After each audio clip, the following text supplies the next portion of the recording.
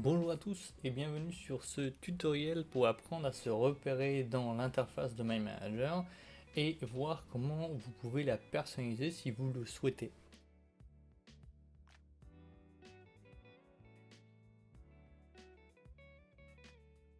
Alors on va séparer My Manager en trois grands espaces. Le premier espace c'est le ruban et dont vous avez l'habitude sûrement dans les logiciels d'Office de le voir avec différents onglets qui proposent sur la partie basse les options que vous allez pouvoir utiliser.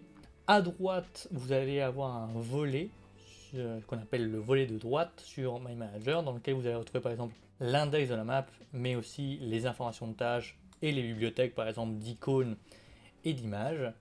Et pour terminer, vous avez tout en bas ce qu'on appelle la barre d'affichage qui va vous permettre de faire les filtres rapides, mais aussi basculer d'un affichage en mode plan, mode programmation ou Kanban, icône ou balise, voir le Gantt et aussi le zoomer et dans le logiciel. Donc ça, c'est les trois grands espaces, bien sûr. Bien sûr, je ne vous présente pas le quatrième espace qui est un espace évident, qui est le canevas de travail, qui est au centre, qui vous permettra de créer vos cartes. Sachez que My Manager est assez souple sur cet espace de travail et vous allez pouvoir quand même le personnaliser à votre guise. Par exemple, le ruban, si je fais un clic droit et quelque part sur le ruban, j'aurai un bouton personnaliser le ruban et je vais avoir une fenêtre avec tous les différents onglets que vous avez dans le ruban et à l'intérieur les différents outils qui sont à l'intérieur des onglets et sur la droite votre on va dire ruban personnalisable et donc à l'intérieur vous allez pouvoir basculer de gauche à droite les différents éléments pour créer des onglets ou les personnaliser. Il est même possible d'ajouter des nouveaux onglets dans votre ruban et y mettre ce que vous souhaitez. Bon, ça met un petit peu de temps de compréhension et surtout de connaissance des fonctionnalités de My Manager parce qu'il y en a beaucoup. Donc à vous de jouer, à vous de voir si vous avez besoin de modifier ou pas les onglets de votre ruban.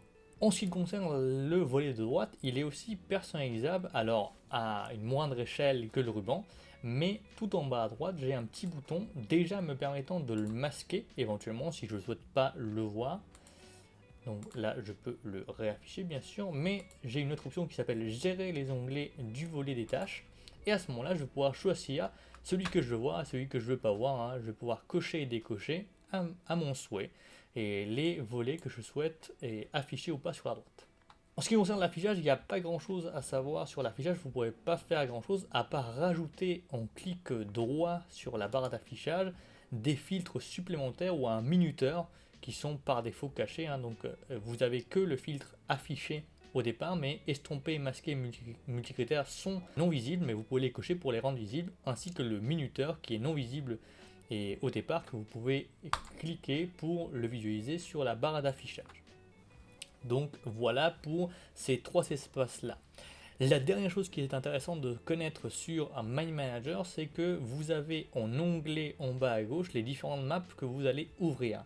Alors ceci peut être perturbant parfois parce que comme les onglets vont s'afficher à la suite en bas et à gauche, et vous allez avoir l'impression que c'est différentes feuilles, comme un petit peu sur Excel, alors que c'est faux. Et chaque fichier, chaque map est un fichier unique pour My Manager. Donc chaque onglet que vous allez avoir ici vont être indépendants. Si vous voulez être moins perdu, une des solutions c'est de passer les onglets qui sont en bas en haut. Et donc on peut faire un clic droit dessus et dans position des onglets du classeur, on peut les mettre en haut et comme ça vous allez avoir les onglets en haut, ce qui va être peut-être un petit peu moins perturbant que de les avoir en bas et de se tromper. Donc voilà, si vous prenez un petit peu le temps de jouer avec tous ces outils là, vous allez pouvoir totalement personnaliser l'interface de My Manager à votre souhait.